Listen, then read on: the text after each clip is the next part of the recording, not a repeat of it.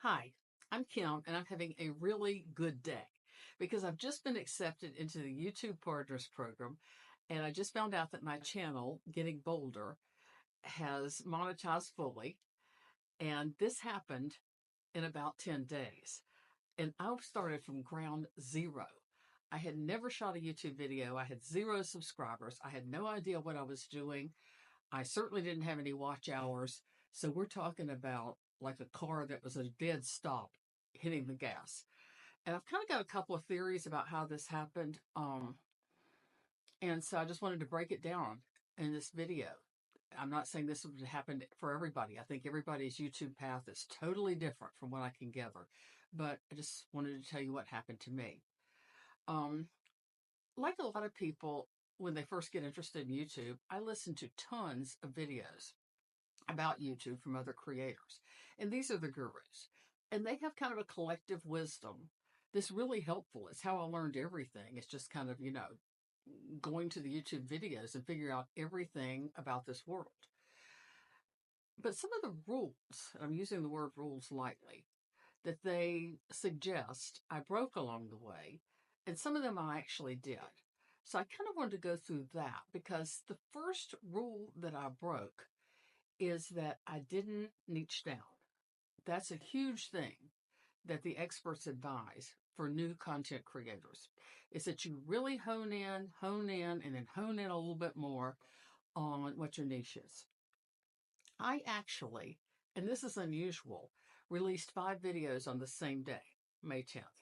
I had been working on them for a couple of weeks, so I had them ready to go, and I put up 5 at once instead of one at a time, which is how it's more traditionally done. And I don't know exactly why I decided to do that. It was purely gut instinct. I was standing in the kitchen one day and I thought, I'm going to load 5 at one time. It just made sense to me to load up 5 and link them so that there would be some synergy off of them. If somebody liked one, they could immediately be guided to another one. They might like it too. So that was unusual right away that I put up 5 at the same time. But those 5 videos were all over the board in terms of the topic. One was about walking dogs. One was about a travel tip. One was about a food tip. One was a relationship video. One was my intro. They were just all over the place. What they had in common was not a topic. I wasn't like immediately niched out like I'm a travel writer, a food writer, a fitness writer. That was all over the board.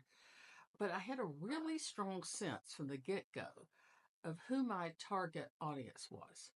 And it was people over 60. And it was really vibrant, fun, into the world, grab the world by the shoulders and shake it, older people. And the place where I work out is full of them. And when I got on YouTube, I was kind of like, I want content for these people. I'm going to create it myself. So I had a really strong visual image of who my person was, where my tribe was. And these people are interested in all kinds of things. They have very complete 360 lives. So rather than niche down and just say, hey, I'm just going to talk about food, I thought I'm just going to talk to this person, but I'm going to talk to this person about a whole variety of topics. So the first rule I broke, I didn't niche down. The second rule I broke is I didn't concentrate a lot on editing. There's so much emphasis when you look at these tapes on editing and specifically on creating really exciting, interesting thumbnails. Which is the thing that you click on that makes you either want to watch the video or not watch the video. First of all, that wasn't even an option for me. I am, uh, anyone who follows my channel has probably already figured out I'm sort of a techno dunce. Um, and all I wanted to do was something pretty simple. And when I looked at like the really, the most popular videos, I thought, I don't think my target audience wants this.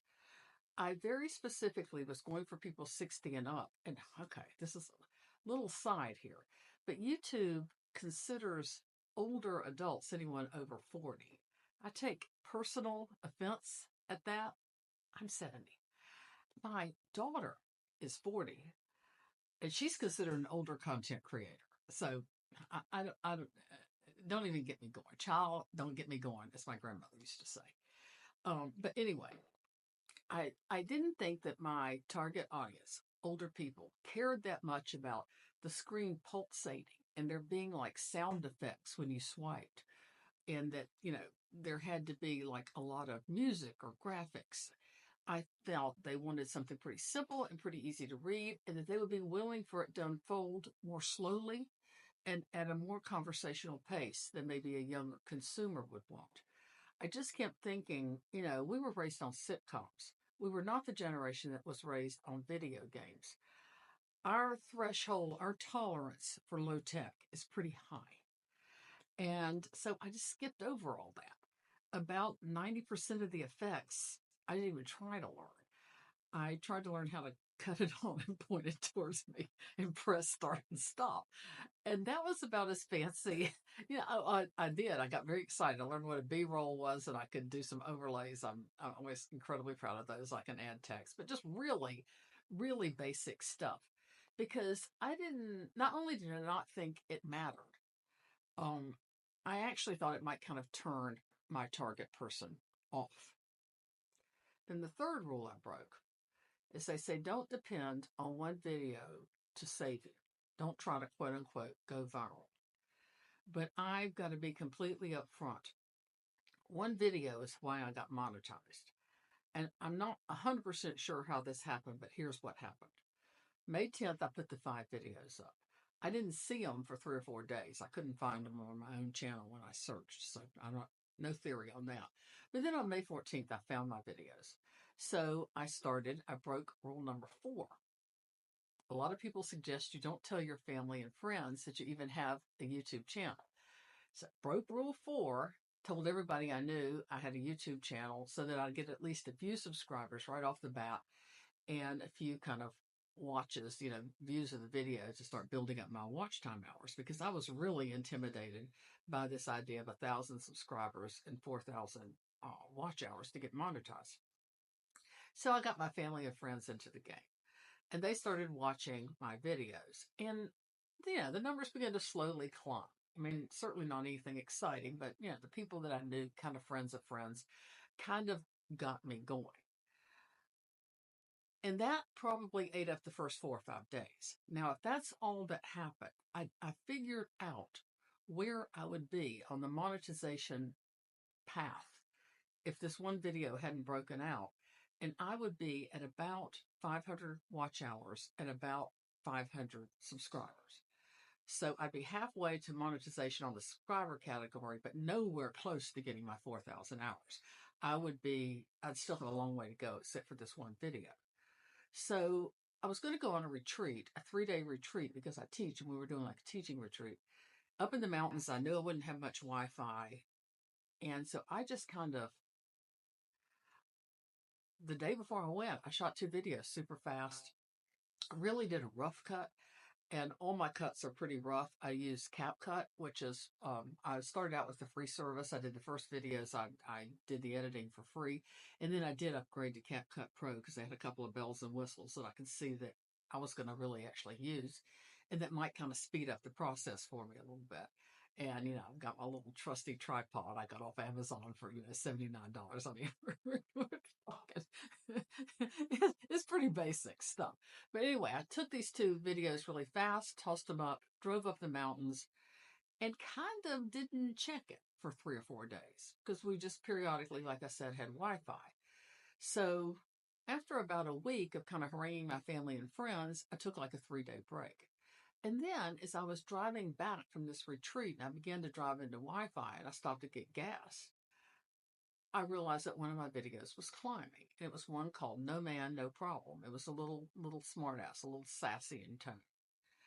And the reason that that video was climbing and was causing me to have more subscribers and was racking up watch hours is because YouTube, for some reason that I'll get into later, I have a theory, but it's just a theory.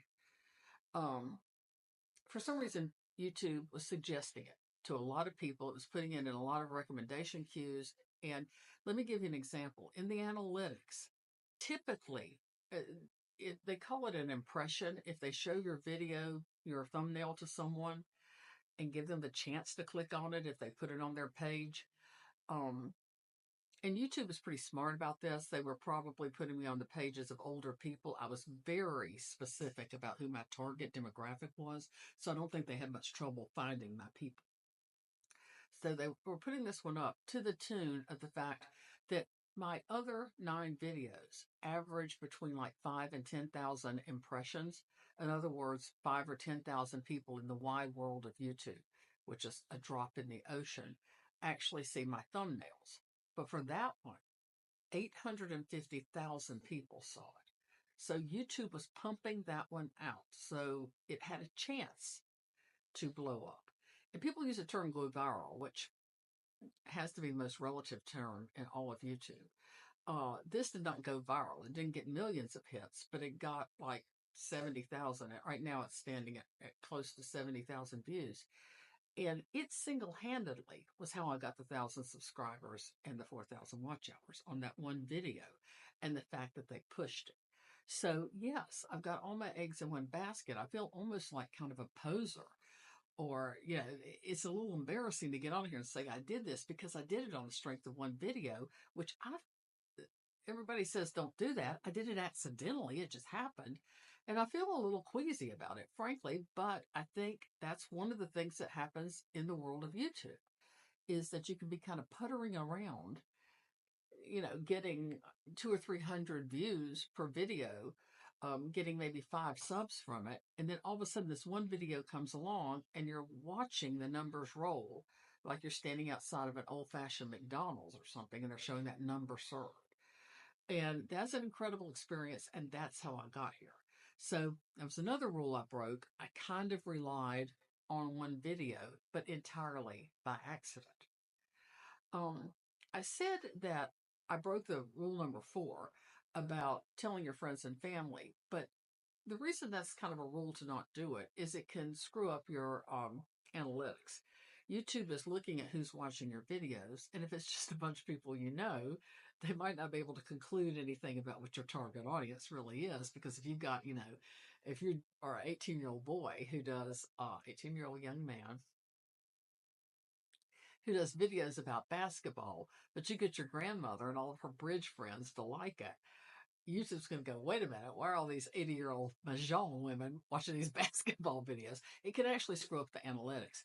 But most of my friends are also in my target demographic. So I broke that rule pretty easily, thinking that it didn't really matter. I wasn't going to screw up the analytics by bringing my own friends into the tribe. So anyway, at that point, I had broken 4 rules. Here's the 5th. Okay, the 5th rule I broke is I read all the comments. And there were a lot of comments on that one video. And like I said, it was slightly controversial. So I had quickly over 2,000 comments. And I went and acknowledged or responded to every one of them. I really wanted to know kind of who was watching my videos. And the reason they tell you not to do that, and it's a very specific thing that I think happens to people when they put creative work out in the world. I was a writer for years. I'm still a novelist. And this is what human nature is. When you publish a book, it gets reviewed on places like Amazon or Goodreads. It's a big site, but I won't even go on Goodreads because I think of Goodreads as the Mean Girls table in high school. It seems to be where people just kind of go to trash books. But you can be looking at a review site and they usually have 1 to 5 stars. And I don't know what this is about human nature, but your eye will just skim over all the 4 and 5 star reviews, all the good comments, and it comes to rest. It just stops on the 1 star review. It can be really easy to obsess about the one person who doesn't seem to like you, the one criticism, even if most of the comments are positive. And most of the comments on this channel were positive, but there were definitely some negative comments. And so I just had to trust myself to be able to engage with the commentary um, without getting sucked down the hole of becoming overly obsessed with 1 or 2 kind of, actually, a couple of kind of actual hater comments. And I kind of got a theory about this too. You probably guessed by now, I'm full of theories. But I've noticed with both books and YouTube that the compliments come in fast. The people that like you tend to like you in a pretty simple way. They tell you right up front, hey, enjoy this. This was great. Do more. The haters come in later. They kind of come in 2 or 3 days later, which always makes me wonder, are they disgruntled creatives themselves who are A, mad that you put up anything at all because they're not taking the chance and they're blocked, or B, are mad you're getting compliments and comments because you had the guts to go out in the world, and they just take a cheap shot. And I think with YouTube, I especially feel that way because most of the nice comments, the people had names, they'd be like William or Elaine or something, but the haters always had names like, Randy Pirate 219, and they never had any personal pictures. And I think they're just either trolls or they're jealous. So I think that what you have to do is kind of not listen to them and keep going. So I interacted because I really want getting Boulder to be kind of a tribe. And I thought, there's no way. I love this Native American quote, something like, a wolf that doesn't howl will never find its tribe. And this YouTube channel is kind of me howling, hoping I find my tribe. And I can't do that if I'm not willing to interact and kind of take the occasional hit. So that's the last rule I broke. Okay, now here's the rules I did follow. YouTube gives you the chance. They're looking for who your people are, but they give you the chance for you to tell them who your people are. And I was super specific. I wrote up a very detailed description of my channel, and I work on my video descriptions and tell them exactly what the video is about and who I think will like it. I'm trying to help them find my people as much as I can. Maybe because I have such a strong vision of who my demographic is.